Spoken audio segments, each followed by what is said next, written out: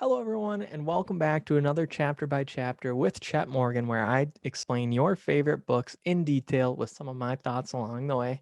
This week's book, we have Kevin Dutton's The Wisdom of Psychopaths: What Saints, Spies, and Serial Killers Can Teach Us About Success.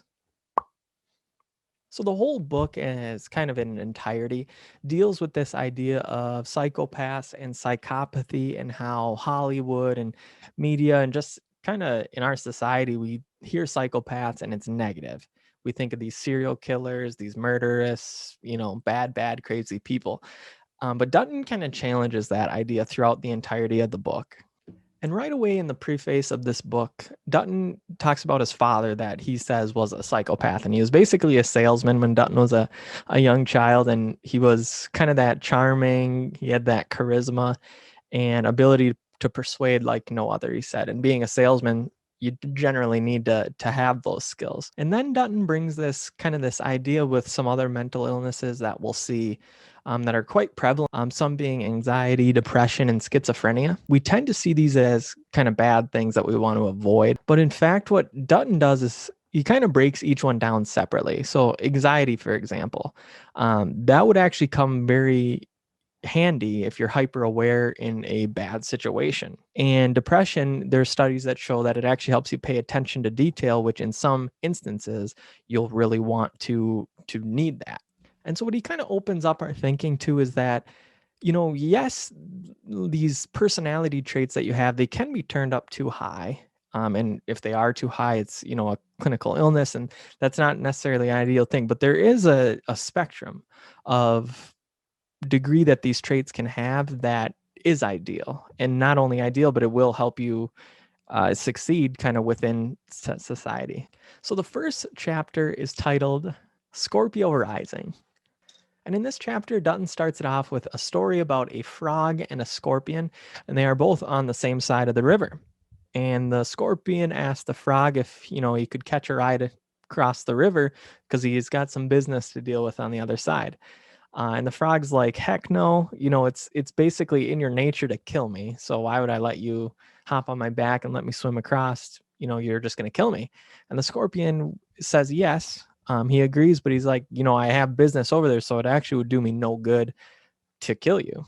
And the frog, hesitantly agreed, and scorpion hopped on its back. They started swimming, and halfway across the river, the frog felt a pinch in the back. And you realize that this scorpion basically lied to him and was like, why did you lie? Why did you kill me? We're both just going to die now. And the scorpion goes, you said it yourself. It's in my very nature to do this. And both of them were never heard of again. So that's the idea kind of throughout this chapter. Dutton then goes into an example with John Wayne Gacy, who was basically unremorseful of his crimes. And Gacy was actually convicted of killing over like 30 young boys. And Gacy still, to the day that he died, said that the only thing he was guilty of was running a cemetery without a license. So you can see that's a very emotionless claim, especially when there's young people involved. And Dutton actually had the opportunity to look at Gacy's brain, like his physical brain after the autopsy. He got to hold it and examine it. And what was notable was that there was nothing notable. There was no tumors or lesions on part of the brain. It looked like one of anyone's brains that you picked out. And so it kind of got him curious, and he asked the researcher that had the brain, he was like, how could this be? How could there be nothing physically wrong with the brain, but still the body that the brain was belonged to did these horrendous crimes? And this researcher actually said that, it's when the brain is turned on that we see these differences. And this was Dr. Helen Morrison who had the brain in. She says that, small moments, specifically in our childhood, can put us on completely different trajectories, create these tectonic shifts in behavior and what we end up to be. And then we get to a notion that's very common in kind of the psychopathy study, and that is that psychopaths don't feel emotion. That's kind of what their brain's not wired the way to feel things the way non-psychopaths would be. And there was a study that was aimed at proving this, and the study basically was they had psychopaths and non-psychopaths do a test, and the test was a word would appear on a screen, and the subject basically had to ID that word, say what it was. And as they went through, they put emotionally charged words like murder and cancer up, as well as non-emotionally charged words like book, table, cup, things like that that don't have any kind of emotion behind them. And as the study went on, it showed that non-psychopaths could ID those emotionally charged words a lot faster. If it was like one of those buzzwords that popped up, they knew what it was right away, even faster than the non-emotionally charged words. For psychopaths, on the other hand, that was not the case. There was no difference between the emotionally charged word and the non-emotionally charged words. And what these researchers can do with kind of brain scans, they see what an individual's like resting brain activity is. And when it shows these words, it shows, with non-psychopaths, these spikes in rhythm and electricity currents within the brain.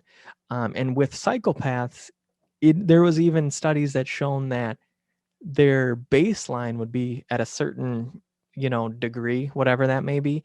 And even with the emotionally charged words, some would even go down. They would fluctuate below their base level when these things came up. So for psychopaths, things like, saying I love you is just as meaningful as saying I'll have a glass of milk. They don't really feel behind the words. Words are just kind of word deep. There's nothing more to them. They are just what they are. And this is why psychopaths tend to take more risks than others. And they can remain intensely calm under pressure because they don't feel what's really happening. All they're doing is communicating with another individual. They don't feel the words or anything more than the word. And so then comes the notion of it's might be a good thing to be a psychopath at times, which is unbelievably controversial, as you could probably imagine. Common traits we see in psychopathic serial killers are grandiose sense of self-worth, persuasiveness, superficial charm, ruthlessness, and lack of remorse. Go figure, these are the exact same traits that we see within politicians and other world leaders.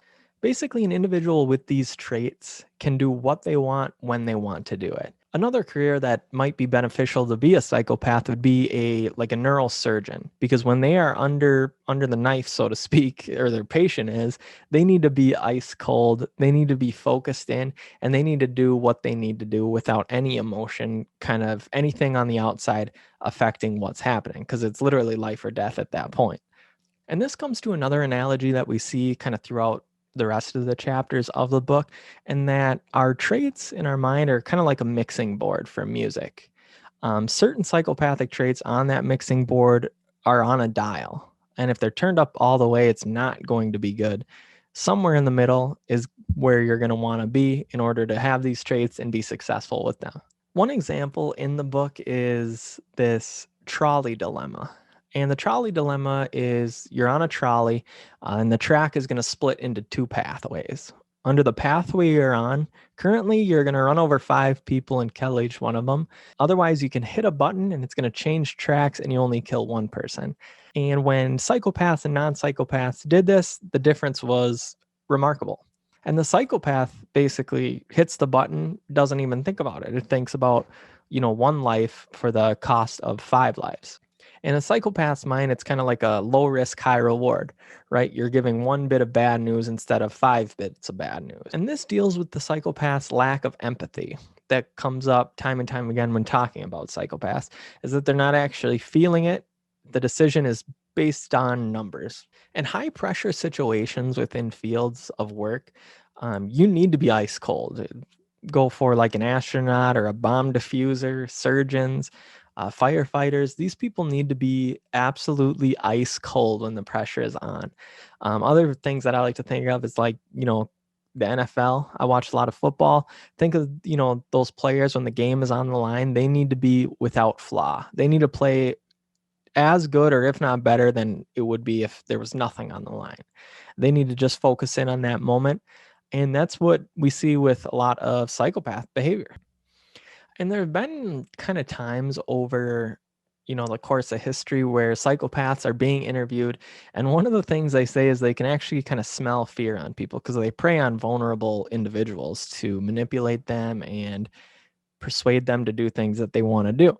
And a study was actually done where these researchers had people smell the sweat of a skydiver versus the sweat of somebody working out. And the results showed that there was more brain activity when smelling the sweat of a skydiver than there was of the sweat from somebody working out.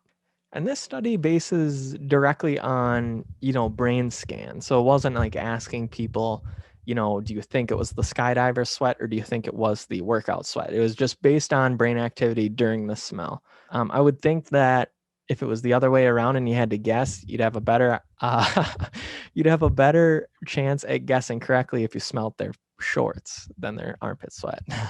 So then they took the people that smelt the sweat and they basically sent them in. They'd have one individual smell the skydiving sweat and another smell the sweat of the workout.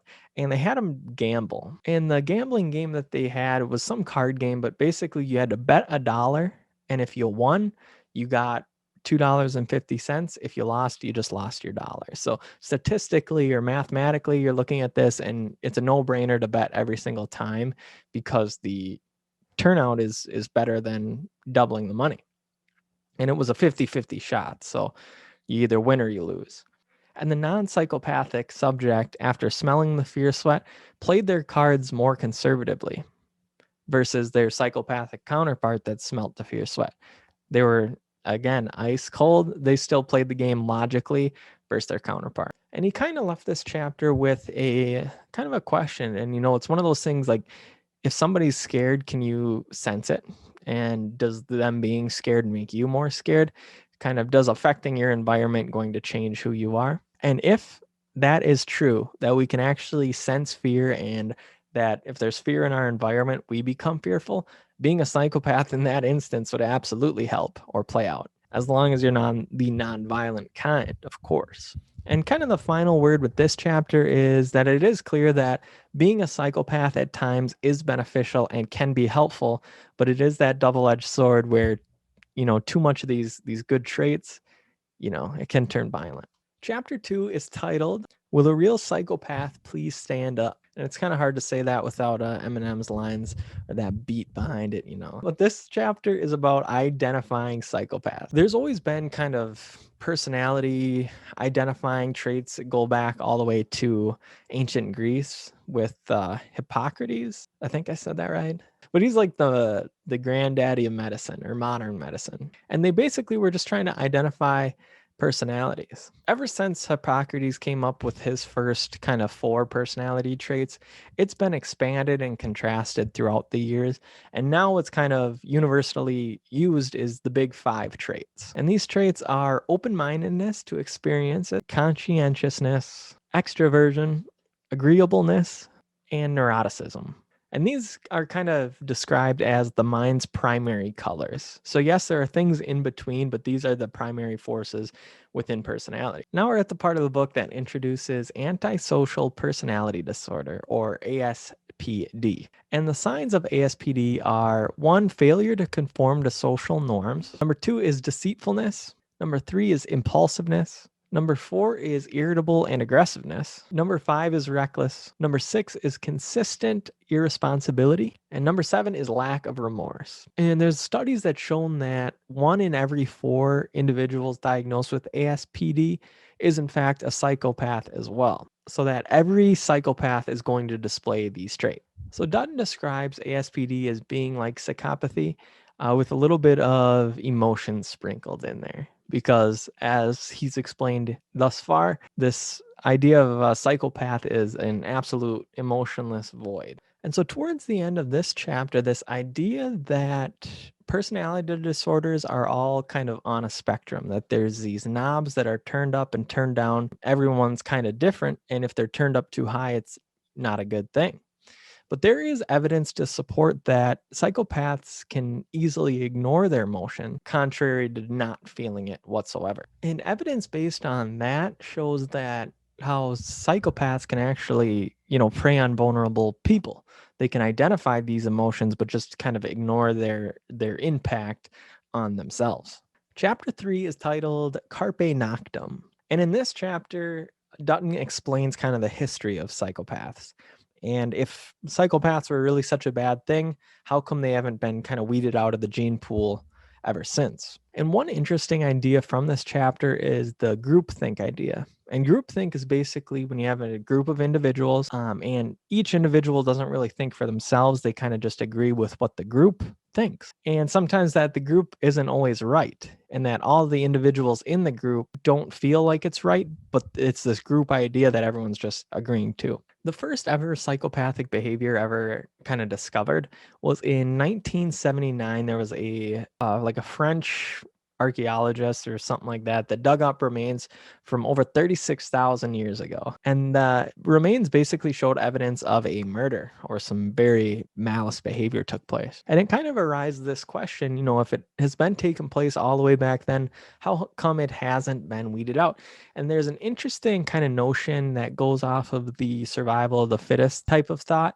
And that's, psychopaths will win at any cost. They will win without thinking or giving any remorse towards the loser, even if that means killing them. And so if you think about it, as far as winning, a psychopath will win to survive no matter what. And there's a story about the saints and the shysters that's kind of made up to demonstrate some of the cycle that we go through. And it basically is a story that the saints are these people that go to work every day. It seems like kind of a communism type of deal, but the saints go to work and they pay for everything in the city that they live in or their village, including the people that don't work, which are the shysters. And what happens is that once the saints are going to work, but then some of them get sick and they can't work, and because of this, it actually creates less money to go towards the village and the shysters. And when that happens, the shyster population starts to decrease because there's not enough, rations to go around. And then after a while, there are enough saints again to work,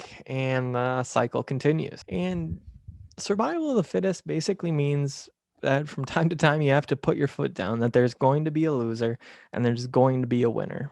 And psychopaths are going to win if they're involved with. There was a story that was brought up at the very beginning of the chapter that he touches on again, and that was, way back in the day, there was like a boat that was sinking. It was taking on water, and they couldn't bail it out fast enough, and the captain was just like, we got to start throwing people overboard or none of us are going to make it.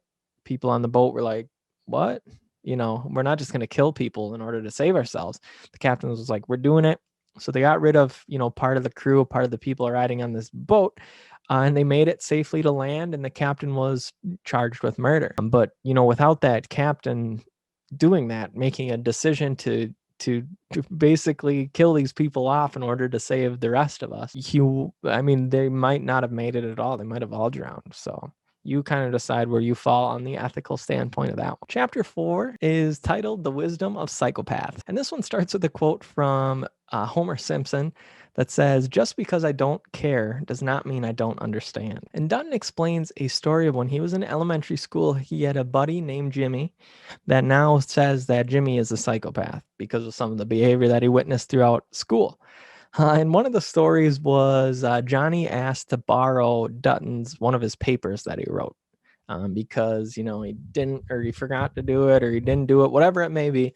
But he asked to borrow it, and Dutton was like, no, we can't turn in the same paper. But Jimmy was like, no, don't worry about it. I'll change some of the words. We're not going to get caught. So Dutton agreed. This was like early in the morning. And then later on, when they got to the class that they had to turn the paper in, Dutton was like, yo, where's my paper? And Jimmy was like, oh, yeah, I threw that away. And he's like, what? Why'd you, do that? And he's like, well, I didn't really want to change the words. I just kind of copied it and I threw your copy away. And so Dutton was like, well, I got to go get it before class starts so I can turn it in and explain what happened. And Jimmy, he threw it away outside, and it was like a cold rain outside. And what he said was, you don't want to, miss breaking the school record next week in the mile by doing something as foolish as, run outside in the rain to get this. And I guess Dutton really wanted to do that, and he agreed. Jimmy knew exactly what to say in order to get him to comply. There was another story with Jimmy when he came over to Dutton's house, and they were like 6 or 7 years old, and it was New Year's Eve. And Dutton was asking his mom, he's like, I want to stay up till midnight. But his mom was like, no, you're going to bed at 8 like every other night. There's no need for you to be staying up that late. And after some arguing, Dutton was finally like, okay, we'll go to bed at 8. And Jimmy came around and he says, Jimmy or Johnny? So he came around and he was like, Mrs. Dutton, you don't want us, going to bed early and then waking up so early, playing, running around and waking you up that early. And so they basically were able to stay up till midnight. So Jimmy knew exactly what to say to Dutton's mom in order to get her to agree. And then Dutton brings up a notion of the dark triad, which is a set of 3 traits. And the set of traits is narcissism, machiavellianism, and psychopathy. And these traits are seen in the Hollywood's, movie in James Bond. He's got them all. And these traits, on average, people with them have more sexual partners, hence why these traits are still in our gene pool. And psychopathic behavior can actually do really well in business as well. You'll see a lot of CEOs that demonstrate these traits because you need to be able to, make really tough decisions under really tough situations. Generally has to do with, big money or people, your human resources, having to fire people. That's a huge decision that you need to be able to make. And so you see a lot of CEOs that display these behaviors. And again, like with business, you can't be this tyrant ruler that just, does what he wants when he wants. It's a set of dials and things need to be turned up and turned down accordingly within that role. But then Dutton says that, it doesn't help to have these psychopathic behaviors if your decision making is completely off. It doesn't help you to run into an absolute dangerous situation and die. You need to have the knowledge to turn away when you need to turn away. And Dutton brings up this equation of what a functional psychopath is. And he says that equals to being a psychopath minus the poor decision behavior. Because in order to be a functional psychopath, you have to be able to make these decisions. But a true psychopath doesn't really know when to draw these lines. That is probably why we see them as being these violent killers all the time. They make bad decisions and do bad things. In business, you'd see, this ruthless CEO, if he doesn't turn away from that when he's, out and about, he'll go to a bad neighborhood at a bad time and, wind up getting hurt. I think that in the movie Mr. Deeds, Deeds' uncle, Adam Sandler's uncle in the movie, is this huge business guy who's worth $40 billion. And he passes away by trying to climb Mount Everest. And, the guides that were taking him were like, we have to turn back. And he's like, heck no, I live to the extreme. And I think that's a really good example of a psychopath making bad decisions. So the best and most functional psychopath is somewhere between full-blown psycho and not psycho at all.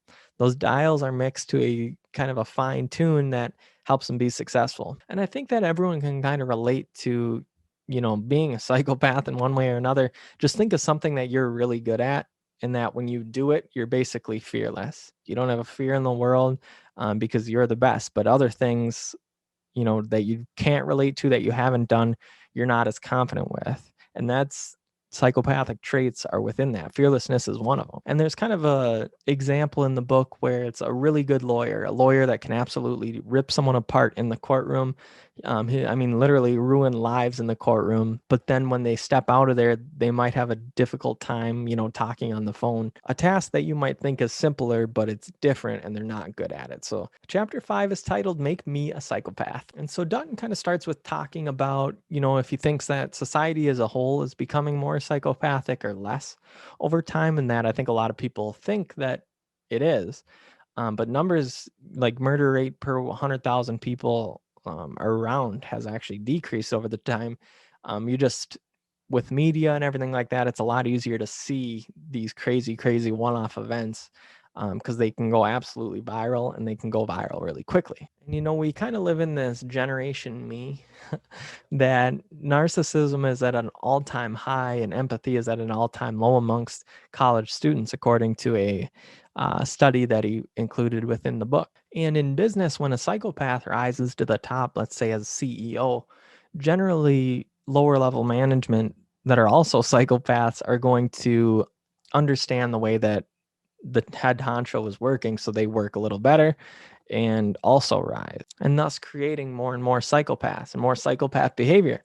And Dutton introduces us to Andy McNabb, who's like this decorated war hero. He's, I guess, very much a psychopath, and the way he like puts Andy McNabb in the book is funny. The guy's got extreme wit, but he's, I mean, been through just so and so much. The dude is always like skydiving and doing crazy adventurous stuff like that. Dutton and Andy, they go to the lab to test themselves on like an EEG or an AEG machine, basically testing their wave functions when they see images. Some of the images being nice fields, flowers, things like that, and others being like horrendously like gruesome. They hooked up the machine, and before they even shown the pictures, both Andy and Dutton, their brains were kind of increasing with like suspense for the pictures. But then when a violent picture came on, the scans were kind of opposite. So Dutton, who is, not labeled a psychopath in the book at all, his brain scans, they skyrocket. Seeing something gruesome like that triggers emotions and everything goes way up. But Andy's, on the other hand, went down. So they dipped below his base level because he's done so many crazy things in war. He's seen so many crazy things that these pictures were, I mean, they almost put him at ease because he's dealt with it so much. It was like he was so tuned in that he was tuned out. It's like a meditative state almost when you've experienced things and, I mean, basically good at experiencing high, crazy, extreme things that you hit that. And then Dutton does a absolutely crazy, like, I don't know if I'd call it an experiment or what. I didn't even know you could do this, but he basically had this researcher shoot electromagnetic waves in his brain. And as this like machine was going around in there, they had to find like a base camp to start in order to hit the correct part of the brain to basically create a psychopath out of Dutton. And they were able to like move his fingers and things like that before, just solely based on this machine, which I find is really scary and crazy. But once they found the part of the brain that they were trying to hit, they basically they called it like combing over these neurons in one direction. So it wears off after a while. But what they did was they moved his brain. And after they basically cooked his brain for 20 minutes, he felt more confident and like less concerned for his future. He said it was kind of like being intoxicated without the hazy feeling. He then played a racing game, and he said like at the peak of this psychopath behavior, he was like breaking high scores. He was taking more risks within the game than when it wore off. So it's kind of crazy. I never even knew you could, manipulate someone's brain into doing certain things like that. But I guess he can, and he did. So chapter 6 is titled 7 Deadly Winds. And this chapter starts with Dutton going to a place called Broadmoor, which I think is like a mental hospital or a prison of some sort that has all psychopaths in this division or chamber that Dutton goes into. And with talking to these individuals, you can kind of get a little bit of their background, why they're in there, and just kind of some of their history. And from talking to them, Dutton asks them a series of questions, give them stories, gets their feedback on these questions basically that Dutton asked. By doing this, Dutton came up with these 7 kind of rules or feelings, and he calls it the 7 deadly winds. The first is ruthlessness. And Dutton asks one of the inmates, whose name is Danny, and he proceeds him with a question. And he gives him a story and just kind of wants his idea on what he would do. And the story is that there's like an older lady who needed to move in with her kids so they could take care of her. And by doing that, they were actually going to sell her house. But her house, she was renting out at the time to a tenant, and the tenant refused to leave. And he gave this question or this story to Danny and said, what should they do? And Danny comes up with this idea to have someone dress up like a maintenance person, knock on the tenant's door and say, is the owner around? The tenant will be like, no. And be like, oh, well, is there any way you could get a hold of him? Like, it's very, very urgent. And the tenant would be like, no, but, what's kind of going on? And then the maintenance person is supposed to say, I'm an inspector of asbestos and I can see this house, has it, and that anyone living shouldn't, be living there because it's infested with asbestos. And this kind of notion that Dutton comes up with is like non-psychopaths don't really think about, they need the tenant out. We'll just get them on the street and that is that. They want to make sure he's got like another place to live at least. But these psychopaths are just ruthless in their behavior. And Danny explains that this is the best option or a good choice because the person doing wrong is getting the beating, not the person doing right, who doesn't deserve to have someone just kind of squatting in their property. And he compares this mentality to boxing. When you're boxing, you're just trying to win. You don't care about the loser. The loser, they're just trying to win as well. And that's that. And that ideology should be applied to life in some way or another. The second and third are charm and focus.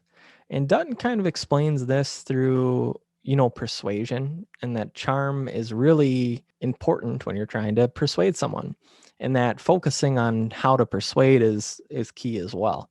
And he gives the example of the company Apple, and that Apple doesn't really, innovate a whole lot. Like they didn't come up with the personal computer, IBM did, but they kind of perfected selling it, basically, and creating this product or this facade that everyone wants. The fourth is mental toughness. And this has to do with, dealing with rejection or failure.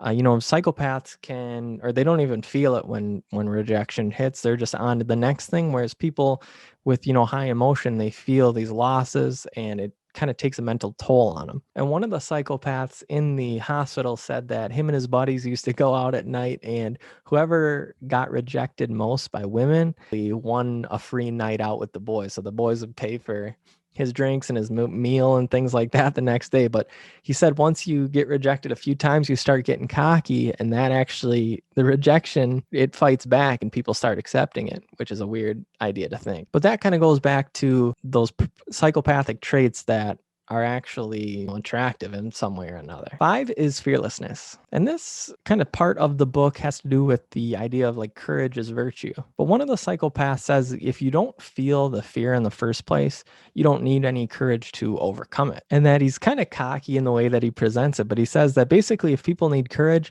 they just need courage to get to the level that I'm at. And he explains it kind of like blood doping. Basically, if you don't feel the fear, you won't need that courage. Number 6 is mindfulness. And here Dutton explains kind of this idea of fear. And fear generally, or it can be generated from kind of the unknown of the future. And he explains that two individuals are flying together. One loves flying and the other one is absolutely terrified.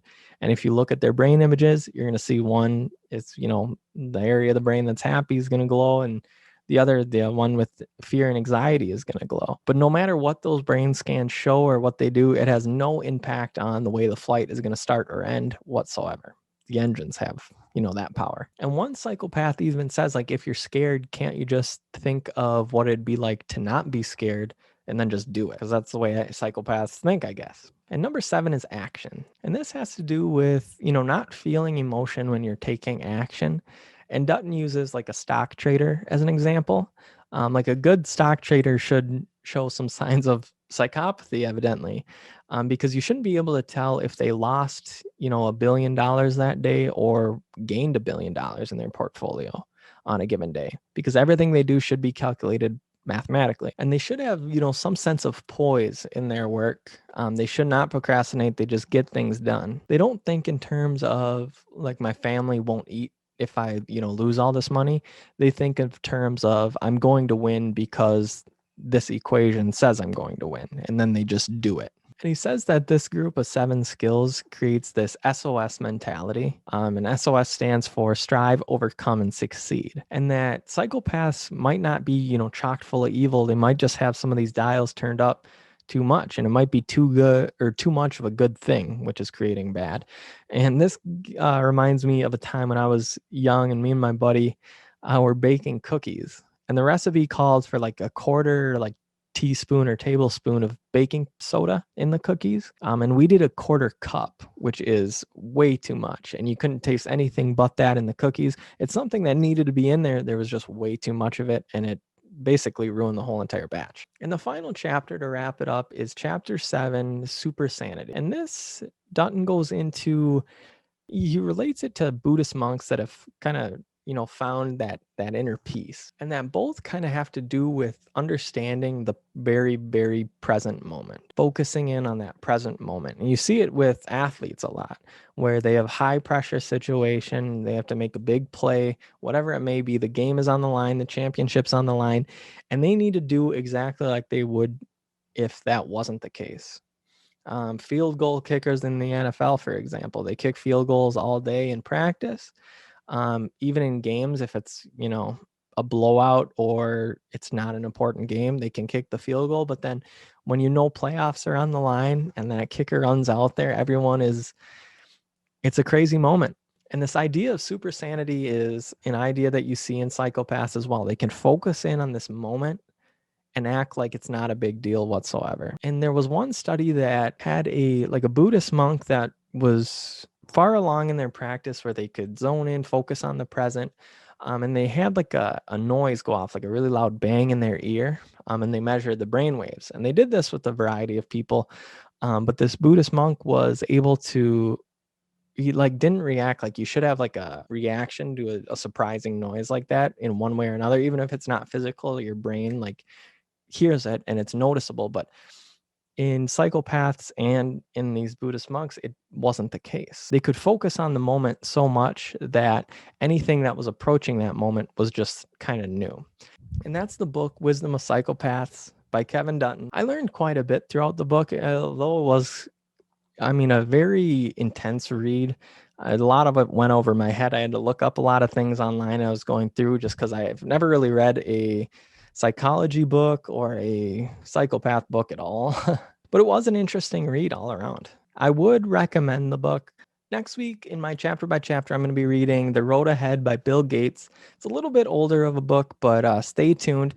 Always subscribe. Please like the video and comment what you want to see me do next. Thank you all for watching.